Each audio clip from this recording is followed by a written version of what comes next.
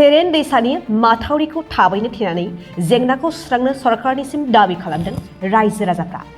थांनाय बावैसो साननिफ्राय आसाम आरो अरुणाचल हादरसायाव नागारनो रोङै अखा हानायनि जाहोनाव धेमाजि जिल्लानि सिङाव थानाय सिमेन्साफुरिनि सेरेन दैसानि गिथावनायै देरबोनाय दैया माथावरिखौ सिफायनानै जयपुर गामिनि नखरफोरखौ लोमसावदों।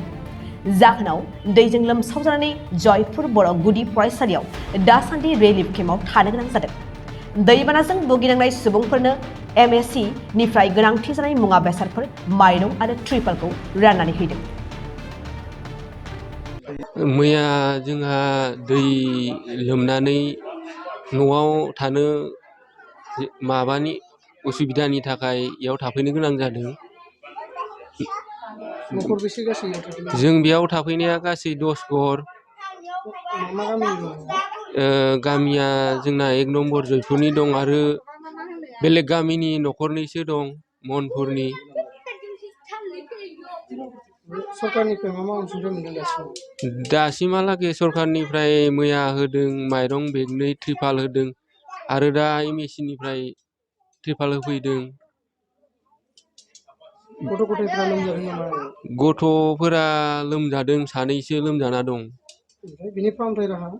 बिनि फाहामथाय राहा डाक्टार फैनो गोनांमोन, दासिमबो फैयाखै माथो। खौरां हरनायनिफ्राय बेसे गोबाव जाखो? खौराङा मैया हरदोंमोन जोङो हरनायालाय। जोङो दिनैजों साननै जानोसै माने दै लोमजानानै जोङो नैबे जयपुर बड' LP स्कुलाव रेसन जानानै दंफैयो माने। दैया मैयानि दिनाव बिराद गाज्रि गिदिर जानानै सोब न' बां लोमनानै उफाय गैयाव जों बेयाव थाफैनो गोनां जादों। न' बां बायदों? न'आथ' बायनाय जादिया, होमब्लाबो न' सिङावनो हाबनो हायो। दैया जानजिसे बिखासे जादों सोरनावबा सोरनावबा। दा मा थासारियाव दं दैबानाया? दैबानाया दा अखा गैयैखाय मैयानिफ्राय गैयैखाय दिनै खमायलांदों एसे, न'आ एसे नुजाजोबदों एसे। आरो अखा हानानै 2 घन्टा 3 घन्टासो अखा हाबानो, अखा गिदिर हाबानो आरो बेफोरबायदि अबस्थायाव फैफिनबावगोन। मा दैमाया बायदोंमोन? बेखौ जोङो दा सेरेन दैमाखौनो होननानै बुङो। जोङो माथावरि दंमोन, बे माथावरिया बायनानै बेफोरबायदि थासारियाव फैनांदों जोङो। सरकारनिसिम मा बुंनो सानो? सरकारनिसिम बेखौनो खावलायनो सानो, जोंनो थाबैनो बे माथावरिखौ बानायना होगोन। थाबैनो बेखौ बानायना होबासो जोङो गावबा गाव न'आव थाहैफिननो हानायनि सुबिदा जागोन नालाय। ओंखायनो जोंनि गासिबो एसेबां सरकार दं माने बिसोराव गासैखौबो खावलायनो सानो माने थाबैनो बेखौ अननानै स्किमफोर लाबोनानै मावनानै होगोन। पन्सायतनि प्रेसिडेन्ट आरो MLA MPफ्रा दासिम खौरां लाफैदोंमोन? पन्सायतनिफ्रायथ' प्रेसिडेन्ट काउन्सिलर फैथ'नाय जायाखै, ओरैनो वार्ड मेम्बारफोर फैदों। बेनिफ्राय MLA बोथ' फैनाय जायाखै। MSC निफ्राय लाफैदों, MSC निफ्राय त्रिपालबो लाबोना फैखांबाय। बेनिफ्राय मैया मानिफ्राय ओजों मण्डलबो फैदोंमोन, ओमफ्राय मेजिस्ट्रेट फैनानै मैयाबो जोंनो बिदिनो रेसन होफैदों, बेनिफ्राय त्रिपाल होफैदोंमोन आरो। खुलुमबाय। फैगौ 5 आगष्टनिफ्राय डुरान्ड काप फुटबल मेट्च क'क्राझाराव जागोन आरो बेनिनो जागायजेननाय जि गेलेनाय बेखौ बेखेवनो थाखाय भारतनि डिफेन्स मिनिस्टार राजनाथ सिंह बिथाङा बाहागो लागोन। भारतनि चिफ अफ द डिफेन्स बिथाङाबो फैगोन। आसामनि जोंनि बयनिबो मानिजानाय chief minister doctor Himanta Biswa Sarma बिथाङाबो बाहागो लाफैगोन आरो बिथांजों लोगोसे गोबां डिगनिटारिसफोर फैगोन आरो गासै 9 गुबुन गुबुन टीमा बेवहाय बाहागो लागोन।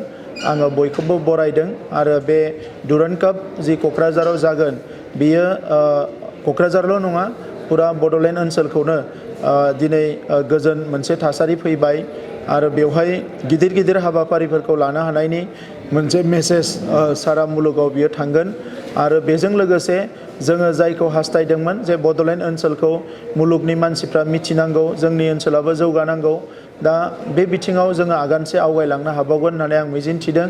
जोंनि ओनसोलनि गेलेगिरिफ्रा, लाइमोनफ्रा फुटबलजों लोगोसे गुबुन गुबुन गेलेमुआव बाहागो लागिरिफ्रा बे डुरान्ड काप फुटबल मेट्सनि गेजेरजोंनो आरोबाव थुलुंगाखांनाय मोनगोन आरो हादोरारि थाखोआव नेशनेल लेभेलाव आरो इन्टारनेशनेल लेभेलाव गेलेनो थाखाय बिथांमोना खाबु मोनगोन जोंनि जि गेलारि आरो स्टेडियाम बियो गासैबो साइडनिफ्राय मोजाङै रेडि जाबाय दा नंखायनो रायजो राजाफोरखौ बाहागो लानो थाखाय आङो बयखौबो खावलायनाय जाबाय गोजोन्थों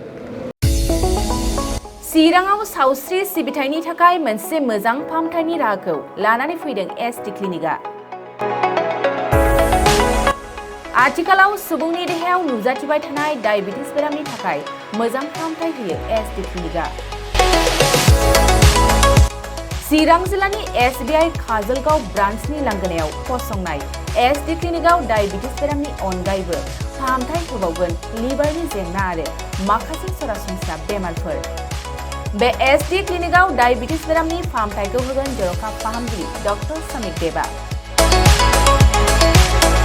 नोंथांमोना फुं आरो मोनाबिलि समावबो बे क्लिनिकआव फाहामथाय लानो हागोन डक्टर लेबरेटरि मुलि ECG सिबिथायनि खाबुफोरखौ बे एसटि क्लिनिकआव मोनजोबगोन जुदि एसटि क्लिनिकआव रायजो राजाफ्रा गाव गावनि देहायारि जेंनाखौ फाहामथाय लानोबा नैबे मबाइल नम्बर 7002293924 एबा 9954687226 आव थोंजों मुं थिसननो हागोन